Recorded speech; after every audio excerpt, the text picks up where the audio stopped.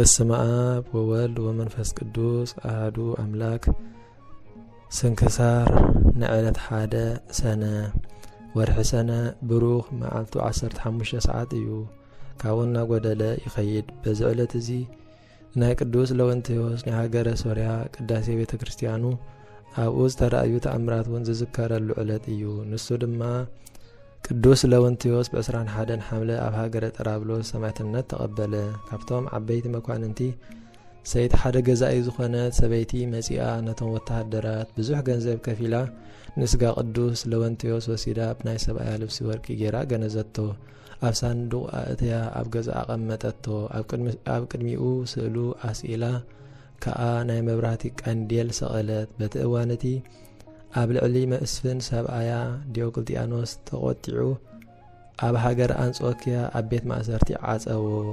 እዛ ሰበይቲ ንስጋ ቅዱስ ለወንቴዎስ ኩሉ ጽቡቕ ዝኾነ ጌራ ልብሲ ወርቂ ኣኽቢራ ስለ ዝገነዘቶ ምእንትዚ ናይ ጽቡቕ ግብራ ጽቡቕ ዋጋ ክትቅበል ስለ ዝፈቐደላ ንሱ ኸኣ ካብ እግዚኣብሔር ብዝተዋህቦ ጸጋ ንሰብኣያ ካብ ቤት ማእሰርቲ ኣውፅኦ። ወሲኹ ድማ ኣብቲ መጻኢ ዓለም ጽቡቕ ክገብረላ ስለ ዘለዎ ምእንተኣ ናብ ቅድሚ ክርስቶስ ለመነ። ምስጋና ንዕኡ ይኹን። በታ ለይቲ እቲኣ ቅዱስ ለወንቴዎስ ነቲ መስፍን ሰብኣያ ብኣምሳል ፈረሰኛ ተረኣዮ። እቲ መልክዑ ዝበርህ ዝለበሶ ክዳኑ ከኣ እቲ መስፍን ዝፈልጦ ኣብ ኢድ ሰበይቱ ዘሎ ክዳኑ ኮይኑ ተረኣዮ። እቲ ፈረሰኛ ቅዱስ ለወንቴዎስ ከኣ ነቲ መስፍን ኣይትሕዘን፣ ኣይትተክዝ፣ ጽባሕ ክትወፅእ ኢኻ፣ ኣብ ማእዲ ንጉስ ከኣ ክትበልዕ ኢኻ፣ ናብ ቤትካ ከኣ ብሰላም ክትከይድ ኢኻ በሎ። እቲ ገዛኢ ከኣ ብዛዕባ እዚ ብዙሕ መንክራት ነቲ ፈረሰኛ ብዝረኣዮ ብዛዕባቲ ናብኡ ዘንጸባረቐ ብርሃን ብዛዕባቲ ቤት ማእሰርቲ ተዓጽዩ ከሎ ናብኡ ምእታዉ ብዛዕባቲ ናቱ ልብሲ ወርቂ ኣብ ገጹ ዝገደፎ ብኹሉ ሰንበደ ተገረመ። ድሕሪዚ እቲ ፈረሰኛ ካብኡ ተኸወለ። ብለይቲ ናብ ንጉስ ከይዱ ድማ ነቲ ንጉስ ኣብ መደቀሲኡ 2-3 ግዜ ብእግሩ ረጊጹ ኣበራበሮ። ንጉስ ዲዮቅልጥያኖስ ከኣ ነቂሑ ንቅዱስ ለወንቴዎስ ረኣዮ እሞ ፈርሀ፣ ኣጸቢቑ ከኣ ሰንበደ። እዚ ቅዱስ ከኣ ንንጉስ ከምዚ በሎ፣ ምድሪ ምስ ወግሐ ንመስፍን እገሌየ ካብ ቤት ማእሰርቲ ኣውፅኣዮ፣ ኣኽበሮ ድማ ናብ ገጹ ኸ ኣፋንዎ፣ ከይትጠፍእ ሕማቕ ሞት ከይትመውት በሎ።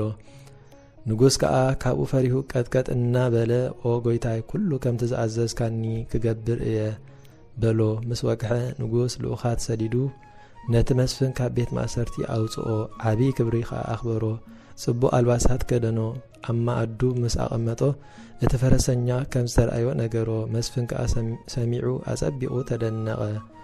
ንጉስ እቲ ኩሉ ዝኾነ ብናይቲ መስፍን ስራይ ዝተገብረ እዩ ኢሉ ሓሰበ። መስፍን ግና መለሰ፣ ኣነስ ካብዚ ትብሎ ዘለኻ ስራይ ወላ ሓንቲ ዝፈልጦ የብለይን፣ እቲ ዝተረኣየካ እውን መን ምዃኑ ኣይፈልጦን እየ በሎ። ንጉስ ከኣ ሕማቕ ዘረባ ክዛረቦ ፈጺሙ ኣይደፈረን። ምኽንያቱ በቲ ዝረኣዮ ራእይ ኣጸቢቑ ስለ ዝፈረ። እንታይ ደኣ ብዓብዪ ክብሪ ናብ ሃገሩ ኣፋነዎ። እቲ መስፍን ኣብ መንገዲ ክኸይድ ከሎ መልኣኽ እግዚኣብሔር ብኣምሳል ቅዱስ ለወንቴዎስ ትረኣዮ። ምስኡ ይዛረብ ነበረ። ክሳብ ሃገረ ጠራብሎስ ዝበጽሕ ድማ ኣጸናንዖ። ኣብ ዓዲ ምስ ኣተወ ኸኣ ካብኡ ተሰወረ። እቲ መስፍን ናብ ገጹ ምስ ኣተወ ንቤተሰቡ ሰላም በሎም። ኣብ ማእሰርቲ ከሎ እቲ ፈረሰኛ ልብሲ ወርቂ ለቢሱ ከም ዝተረኣዮ ካብ ቤት ማእሰርቲ ንኸውፅኦ ከም ዝመሓለሉ ደጊሙ ድማ ልብሲ ወርቂ ተኸዲኑ ኣብ መንገዲ ከም ዝተረኣዮ ኣዘንተወሎም።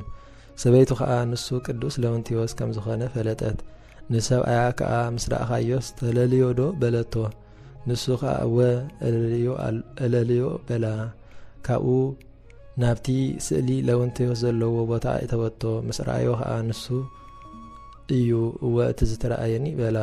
ካብኡ እቲ ሬሳ ቅዱስ ለወንቴዎስ ዘለዎ ሳንዱቕ ከፈተቶ እሞ ንሱ ከኣ እቲ ናቱ ልብሰ ወርቅ ለቢሱ ረኣዮ። መሸፈኒ ገጹ ቀሊዑ ምስ ረኣዮ ከኣ እቲ ኣብ ቤት ማእሰርቲ ዝተረኣዮ ንሱ ከም ዝኾነ ኣረጋገጸ።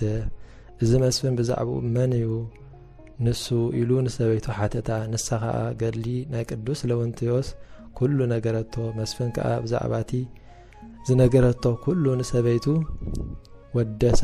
ኣብ ቅዱሳኑ ገባር መንክራት ንዝኾነ ንልዑልን ምስጉንን እግዚአብሔር ከአመስገኖ ካብኡ ንሰበይቱ መብራህትን ማዕጠንትን ካብ ቅድሚኡ ከይትፈሊ ኢሉ አዘዛ ንሳኻ ጎይታና ንክሓዲ ዲዮቅልጥያኖስ ክሳዕ ዘጥፍኦ ከምኡ ትገብር ነበረት ብድሕሪዚ ቤተ ክርስቲያን ሓነጽሉ ሬሱ ድማ ናብኣ ኣግዓዝዎ ኣብ ውሽጣ ኣቐመጥዎ በዛ ዕለት እዚኣ ቀዲሶም መረቕዋ ካብ ስጉቕ ዓብይ ተኣምርን መንክርን ተገብረ በረኸቱ ምሳና ይኹን ዘለዓለም ዓለም አሜን።